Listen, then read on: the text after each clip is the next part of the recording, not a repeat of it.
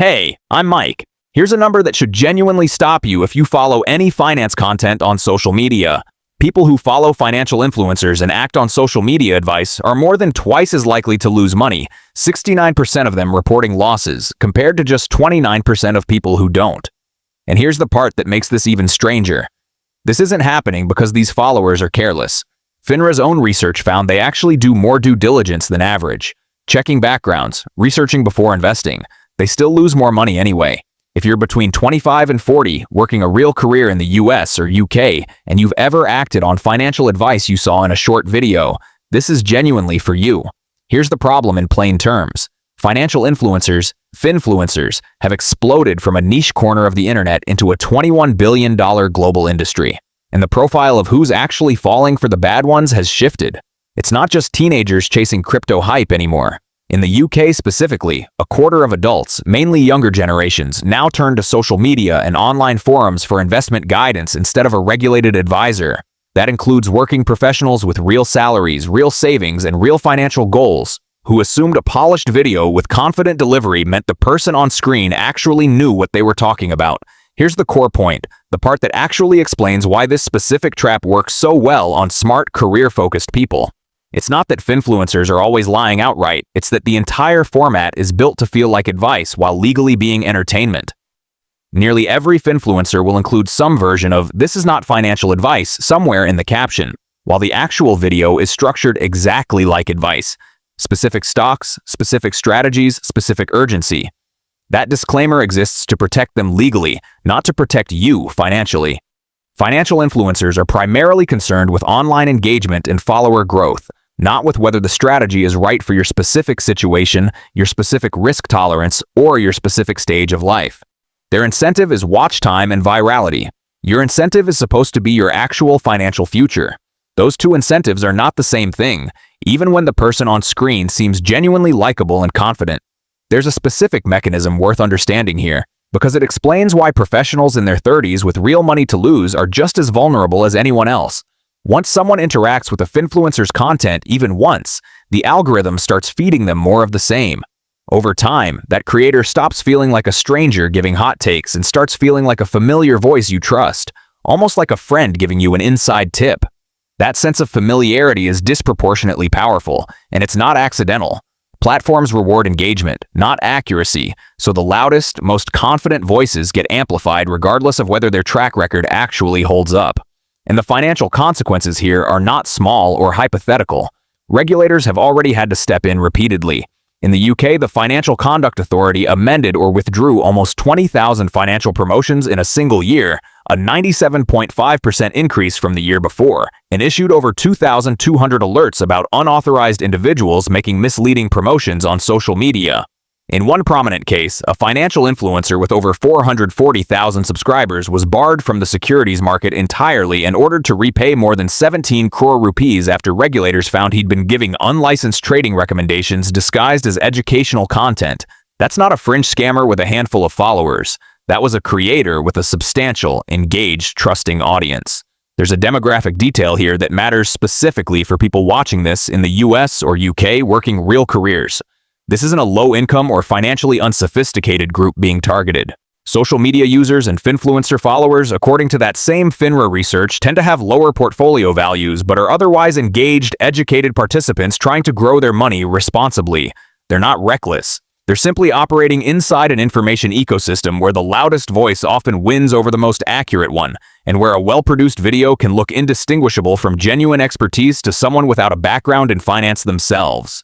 It's also worth understanding why this specific age group, 25 to 40, is particularly exposed, even more than the teenage audiences people usually assume are the main target. This is the exact stretch of life where people finally have disposable income worth investing, real career momentum, and genuine financial goals.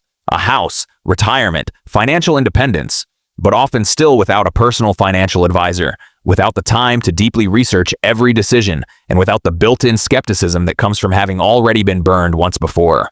That combination of real money, real ambition, and limited bandwidth to fact-check every claim makes this specific group an unusually efficient target, whether or not any individual creator is deliberately exploiting that gap. So what actually protects you here, especially if you're a working professional who genuinely doesn't have time to become a finance expert yourself? Here's the honest, practical fix. First, treat the phrase "not financial advice" as a real warning label, not fine print to scroll past. If a creator has to legally disclaim that what they're saying isn't advice, take that disclaimer at face value and don't act on the content as if it were personalized guidance, because legally and practically, it isn't. Second, check who's actually paying for what you're watching. Sponsored content, referral fees, and affiliate deals are extremely common in this space, and a creator promoting a specific trading app, coin, or product often has a direct financial incentive to get you to sign up, separate entirely from whether that product is actually good for you. Third, before acting on anything specific, spend 5 minutes checking whether the person has any actual licensed credentials or whether they're simply confident on camera. Confidence and competence are not the same signal, and this specific space has become extremely good at blurring that line. Fourth, if a strategy is being presented with urgency, countdown timers, or spots filling up language, slow down deliberately. Genuine financial strategies don't usually expire in 24 hours. That urgency is a sales technique, not a market condition. And fifth, for anything involving real money, especially amounts that would genuinely hurt to lose, run it past a real, licensed advisor before committing, even if that feels like an extra, unnecessary step. The professionals in the FINRA data who lost money weren't lazy about research. They researched plenty. They just researched inside an ecosystem that was never actually designed to protect them in the first place. One more habit worth building, because it costs nothing and takes seconds. Before you follow or engage deeply with any new finance account, actually check their content history from a year or two ago. Did their predictions age well? Did they quietly delete posts about investments that collapsed? A creator's older content, the stuff they're not actively promoting anymore, tells you far more about their actual track record than their most recent algorithm-optimized video ever will. Let's walk through what this actually looks like with a realistic scenario, because abstract warnings don't land the way a concrete example does.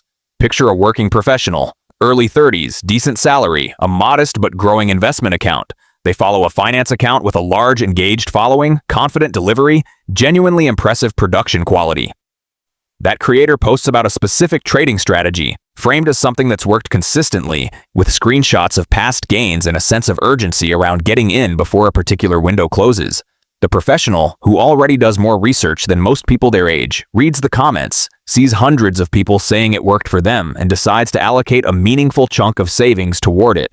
6 months later, the strategy has underperformed badly, the original posts about it have quietly disappeared from the creator's page, and a new strategy is already being promoted in its place.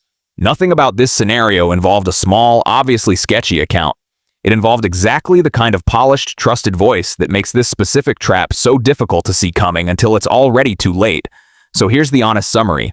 The problem isn't that all financial influencers are frauds. Plenty offer genuinely useful, accurate information. The problem is that the format itself doesn't clearly separate the credible ones from the confident but wrong ones, and the platforms actively reward whichever version gets more engagement, not whichever version is more accurate. If you're a working professional with real money on the line, that's a genuinely expensive gap to fall into, and it's costing people in your exact position more money than almost anyone talks about openly. If this changed how you'll watch financial content differently next time it shows up on your feed, let me know in the comments. I want to know if you've ever acted on advice from a creator you later found out wasn't licensed at all. Hit like if this was useful, subscribe for more honest, no-hype breakdowns instead of hype, and share this with a colleague or friend who's currently following finance accounts without checking who's actually behind them. This is Mike, signing off.